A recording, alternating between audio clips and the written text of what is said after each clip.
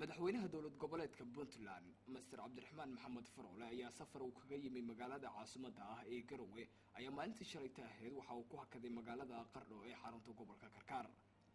waxa uu sidoo kale madaxweynuhu uu ku hakaday magaalada Carmo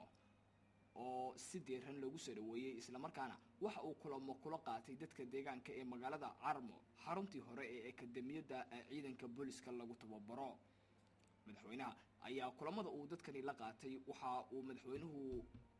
mar uu ka hadlayay uu sheegay in dadku ay dawladda la shaqeeyaan isla markaana dawladdu aanay shaqeyn karin shacab la'aantii waxa madaxweynuhu sheegay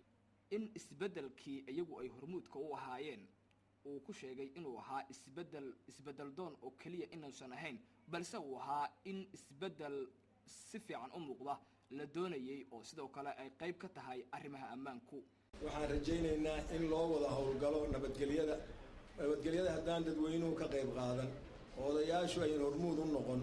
oo dadka dhexe iyo dumarka iyo dhallinyaradu ayan taageerin ma noqon karto mid ay xukuumaddu ku fillaato ma noqon karto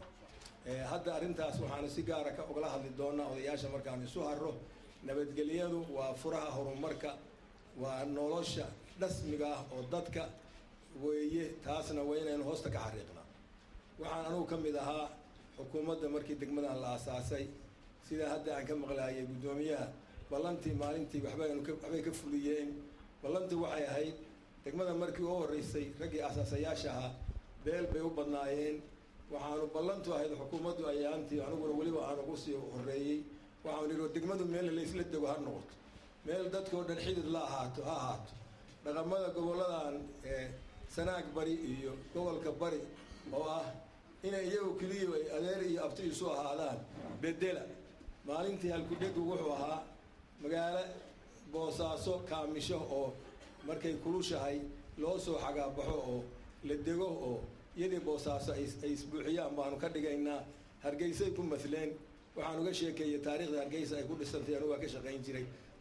madaxweynaha ayaa markii uu ka soo sadcaalayay magaalada Carmo aanu ku wehelinay safarkiisa waxaana ku soo sadcaalnay wadada dheer ee u dhaxaysa magaalooyinka Boosaaso iyo Carmo jawguna waxa uu ahaa sidan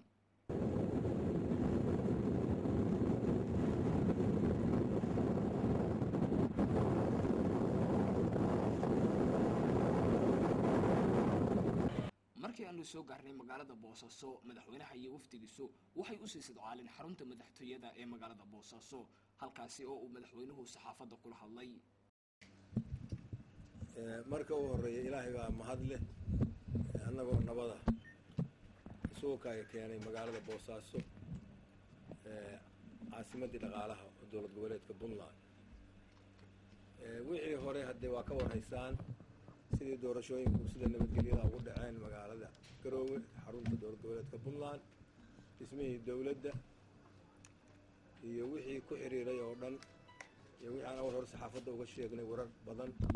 oo khuseeya waddanka gudihiisa iyo siyaasadda dibadda dowlad goboleedka Puntland intaa wax dib ugu noqon maayo shalas wax baan ka soo kicitinay magaalada Garowe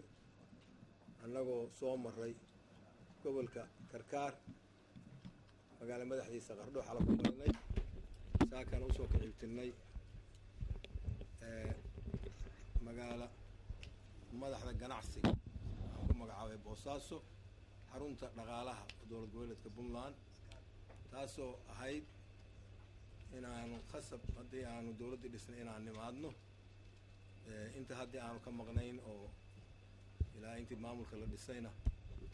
firaaqa aan u weynay inaan hore u soo gaaro ayaa maanta ilaahayna nabad keenay waxaan marka u horeeya mahad ballaaran u soo jeedinayaa dadweynihii faraha badnaa oo nagu soo dhaweeyey magaalada Boosaaso dadweynaha ku nool magaalada Boosaaso dhammaantoodba iyo maamulkii dowladda ee joogay deegaanka Boosaaso